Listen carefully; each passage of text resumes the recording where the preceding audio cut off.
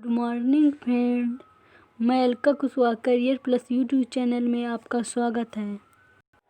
आज हम बात करेंगे डीएलएड 4th सेमेस्टर के साइंस विषय के मॉडल पेपर पर।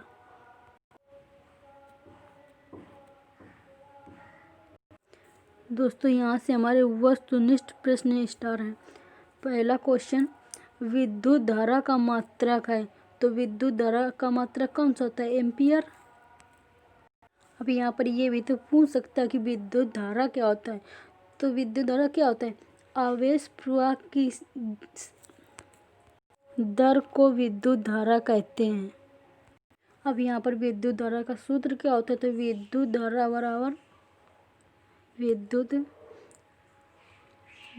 बराबर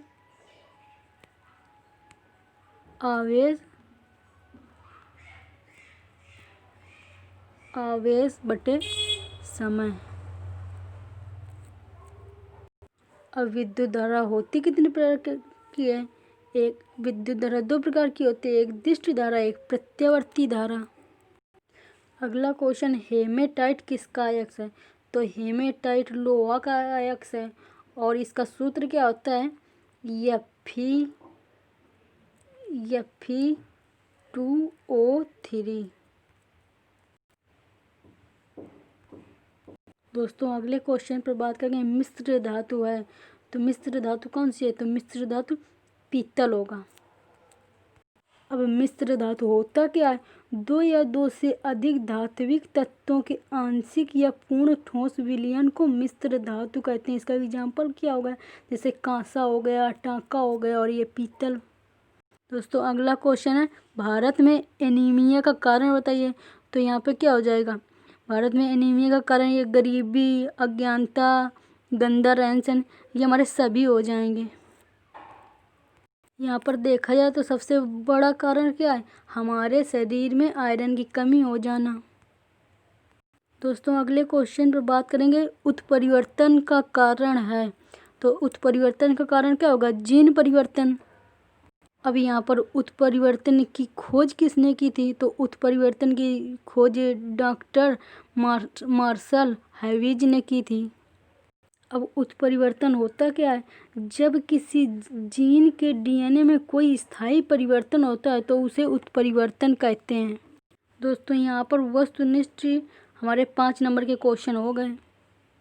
अब हम बात करेंगे अति लघु उत्तरीय प्रश्नों की। यहाँ पर अगला क्वेश्चन है, पिग आयरन किसे कहते हैं? तो पिग आयरन क्या होता है? वात्या भट्टी से प्राप्त लोहा पिग आयरन कच्चा लोहा या ढलुआ लोहा कहलाता है। अगले क्वेश्चन पर बात करेंगे, विद्युत धारा का ऊष्मीय प्रभाव किसे कहते हैं? जब किसी चालक तार में विद्युत धारा प्रवाहित की जाती है तो वह तार गर्म हो जाता है, इससे ही विद्युत धारा का ऊष्मीय प्रभाव कहते हैं। अगले क्वेश्चन पर बात करेंगे, ब्लड ग्रुप कितने प्रकार का होता है? तो ब्लड ग्रुप हमारा 4 प्रकार का होता है, ए, बी, AB और O। तो इसे O को सर्वदाता कहते हैं और AB को सर्वग्राही बोलते हैं। अब यहाँ पर ये भी तो बोल सकते हैं कि रुधिर वर्ग की खोज किसने की थी? तो रुधिर वर्ग की खोज कार्ल लैंडस्टीनर ने की थी। कब की थी? 1952 में की थी। अगले क्वेश्चन पर बात करेंगे, योगतम की उत्तरजीविता का मत किस वैज्ञानिक ने दिया था? तो ये किसने दिया था? ये स्पेंसर ने दिया था, स्पेंसर ने। अगले क्वेश्चन पर बात करेंगे, थैलेसीमिया रोग के लक्षण बताइए। तो थैलेसीमिया रोग के लक्षण क्या हो गए? जैसे थकान आना, पीलापन, खून की कमी, सांस फूलना, वजन का न बढ़ना, ये हमारे सभी थैलेसीमिया के लक्षण हो जाएंगे। अब अगले क्वेश्चन पर हम बात करें, खाद्य श्रृंखला क्या है? यहाँ पर क्या बोल सकते हैं?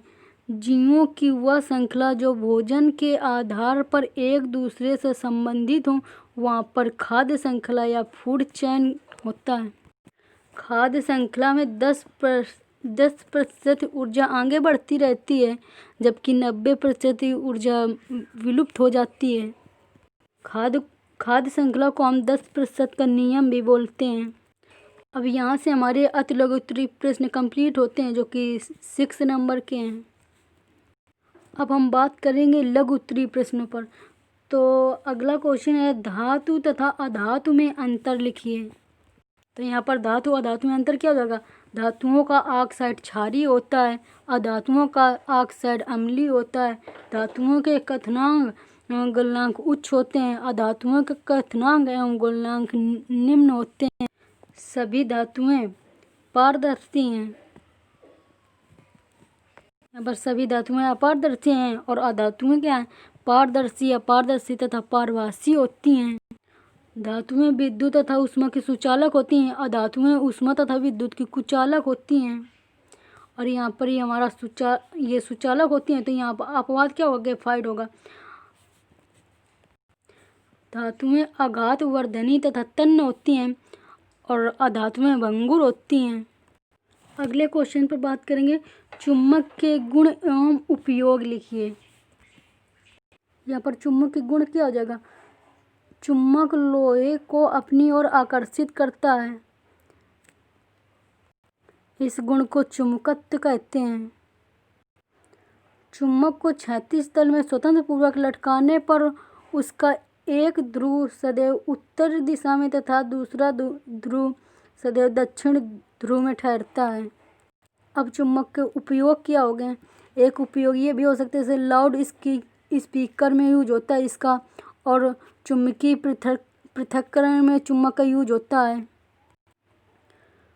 लोहे के कारखाने में बड़े बड़े लोहे के टुकड़ों को उठाने के लिए विद्युत चुंबक युक्त क्रेनों का प्रयोग किया जाता है। अगला उपयोग है, विद्युत घंटी, टेलीग्राफ, अभिग्राही, टेलीफोन एवं लाउड स्पीकर में विद्युत चुंबक का प्रयोग किया जाता है। शरीर के घाव एवं आँख में पड़े लोहे के छोटे छोटे कणों को निकालने के लिए डॉक्टर इसका प्रयोग करते हैं।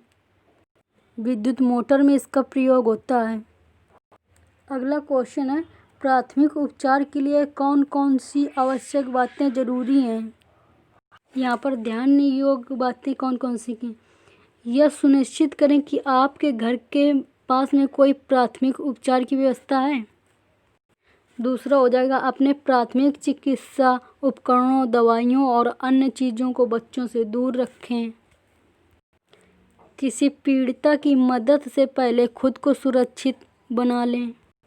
अब यहाँ पर और क्या हो जाएगा? प्राथमिक उपचारक का प्रमुख कर्तव्य है कि किसी रोगी को पूर्ण आरोग्य न करना, डॉक्टर के आने तक रोगी की अवस्था को अधिक समय तक बिगड़ने नहीं देना। और यहाँ पर क्या हुआ, जैसे किसी कारण रोगी के पास डॉक्टर का आना संभव नहीं है, तो उससे हम लेकर के डॉक्टर के पास जाएं। और यहाँ पर ये क्या हो जाएगा? आकस्मिक दुर्घटनाग्रस्त रोगी प्राय घबरा जाता है अथवा उसके मन में कष्ट का गहरा आघात पहुंचता है। ऐसी स्थिति में प्राथमिक उपचार का कर्तव्य यह है कि रोगी को सांत्वना दें, धीरज बंधाएं और उत्साह बढ़ाएं। अगले क्वेश्चन पर बात करें, मेंडलीव के अनुसार संक्रमण तत्व क्या हैं? तो यहाँ पर संक्रमण तत्व कौन हो गए?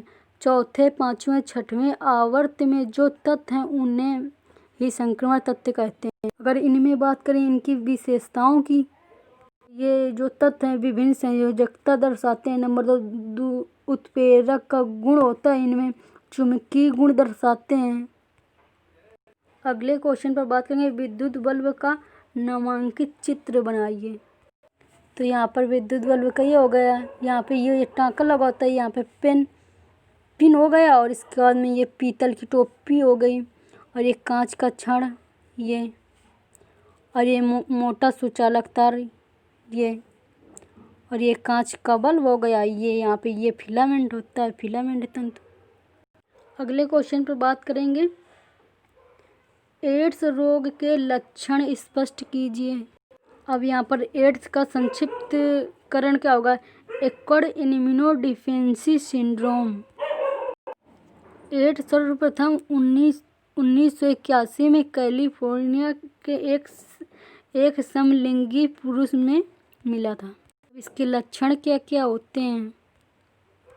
जब तब संक्रमण, असमान असाध्य बीमारी, प्रतिरोधक क्षमता में कमी और हाई डेथ रेट के लक्षण दिखाई देते हैं। और लक्षण में हो गए वजन की कमी, और यहाँ पर हो जाएगा 1 माह से अधिक अवधि तक फीवर, 1 माह से अवधि तक अतिसार। कुछ लक्षण ये है और जैसे कि त्वचा में ट्यूमर हो गया, लिम्फ ग्रंथियों की वृद्धि हो गई, लगातार खांसी हो गई, समस्त शरीर में खुजली हो गई, हकलाहट, बोलने में कठिनाई, असीमित व्यवहार, रात्रि में पसीना आना। यहाँ पर अगले क्वेश्चन पर बात करेंगे, दीर्घाकार आवर्त सारणी के दोष के बारे में बताइए। अब यहाँ पर हमारे दोष क्या हो जाएंगे, जैसे समान तत्वों को अलग अलग रखना, नंबर 2 असमान तत्वों को एक साथ रखना,